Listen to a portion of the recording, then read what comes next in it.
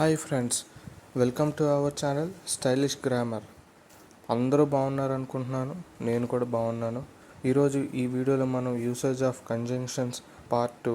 నేను already conjunctions గురించి part 1లో చెప్పాను. ఎవరైనా చూడకపోయి ఉంటే ఈ వీడియో డిస్క్రిప్షన్లో ఇస్తాను. ఎట్ ద సేమ్ టైం కార్డ్స్లో కూడా వదిలేస్తాను. వెళ్ళి ఒకసారి చెక్ చేయండి. Please watch it. Let's jump in to the video. 11th one, since. తెలుగులో ఏం చెప్తాం? నుండి. దీన్ని ఎలా ఉపయోగిస్తాం? ఫలితం చూపించడానికి ఉపయోగించబడుతుంది. Since is used to show result. ఒక ఎగ్జాంపుల్ చూద్దాం. Since I see you I'm better. నేను నిన్ను చూసినప్పటి నుంచి నేను బాగానే ఉన్నాను. 12th వన్, కాబట్టి. దీన్ని ఎలా ఉపయోగిస్తాం? So is used to show result. కాబట్టి ఫలితాన్ని చూపించడానికి ఉపయోగించబడుతుంది. ఒక ఉదాహరణ చూద్దాం. Who ever says so is a liar. ఎవరు చెప్పినా అబద్ధాలు కోరు. 13th one, however. తెలుగులో చెప్తే అయితే. ఎలా ఉపయోగిస్తాం? We can express A contrast by using the adverb however with 2 sentences. It is always followed by a comma. 2 వాక్యాలతో ఉపయోగించడం ద్వారా వ్యత్యాసాన్ని వ్యక్తపరచవచ్చు. అది ఎల్లప్పుడూ కామాతో అనుసరించబడుతుంది. ఒక ఎగ్జాంపుల్ చూద్దాం. Some people disagree with the theory however it's never been proven right. కొంతమంది ఆ సిద్ధాంతాలతో ఏకీభవించరు, అయినప్పటికీ అది సరైనది కాదు అని నిరూపించబడలేదు. 14th one, at. తెలుగులో చెప్తే ఇంకా. దీన్ని ఎలా ఉపయోగిస్తాం?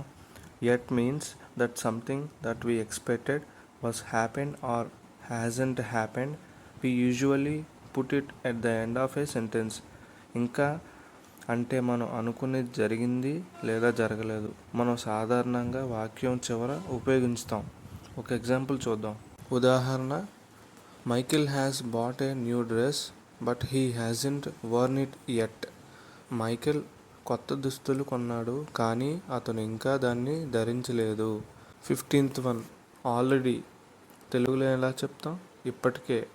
దీన్ని ఎలా ఉపయోగిస్తాం? Already means that something happened earlier than we expected. Already అంటే మనం ఊహించిన దానికంటే ముందు ఏదో జరిగింది. ఉదాహరణ, he has already done the shopping. He is watching TV now. అతను ఇప్పటికే షాపింగ్ చేశాడు. అతను ఇప్పుడు టీవీ చూస్తున్నాడు. 16th one, not only but also.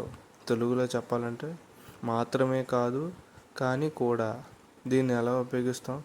The sentence is realised with more than one object and also create a striking details in the narration. వాక్యం ఒకటి కంటే ఎక్కువ వస్తువులతో గ్రహించబడుతుంది మరియు కథనంలో అద్భుతమైన వివరాలను కూడా స్పష్టిస్తుంది. ఉదాహరణ, not only you but also I'm going to this party in order to make my mother happy. నువ్వే కాదు, నేను కూడా మా అమ్మను సంతోషపెట్టడం కోసం ఈ పార్టీకి వెళ్తున్నాను. నైదర్ నార్. తెలుగులో ఎలా చెప్తాం? కాదు కాదు. ఎలా ఉపయోగిస్తాం? 2 different objects that we present sequentially have a negative relationship with the situation in the sentence. మేము వరుసగా ప్రదర్శించే 2 వేరు వస్తువులను వాక్యాల్లో ప్రదర్శించినప్పుడు ప్రతికూల సంబంధం కలిగి ఉంటాయి. ఉదాహరణ, ఒక ఎగ్జాంపుల్ చూద్దాం. Neither my friends not the book store has the book. నా స్నేహితుల వద్ద లేదా పుస్తక దుకాణం వద్ద పుస్తకం లేదు. 18th one, neither are. తెలుగులో ఎలా చెప్తాం? గాని లేదా. 2 options is an alternative by presenting 2 different options in a sentence. 2 ఎంపికల వద్ద వాక్యంలో 2 వేరువేరు ఎంపికలు ప్రదర్శించడానికి ప్రత్యామ్నాయం. దీన్ని ఒక ఎగ్జాంపుల్ చూద్దాం. Either today or tomorrow I must work. ఈరోజు లేదా రేపు నేను పని చేయాలి. 19th one, just as. తెలుగులో ఎలా చెప్తాం? కేవలం. దీన్ని ఎలా ఉపయోగిస్తాం? To an equal degree as. కేవలం సామాన్య స్థాయికి. ఒక ఉదాహరణ చూద్దాం. Our house is just as nice as theirs. మా ఇల్లు కూడా వారి ఇల్లు అంతా బాగున్నది. 20th one, rather than. తెలుగులో ఎలా చెప్తాం? దానికన్నా. దీన్ని ఎలా ఉపయోగిస్తాం? To give more importance to one thing when two alternatives or preferences are being compared. రెండు ప్రత్యామ్నాయాలు లేదా ప్రధాన సూత్రాలు పోల్చినప్పుడు ఒక విషయం గురించి ఎక్కువ ప్రాధాన్యత ఇవ్వడం. ఉదాహరణ, he wanted to be an actor rather than a comedian. కమీడియన్గా కాకుండా నటుడిగా కావాలనుకుంటున్నాడు.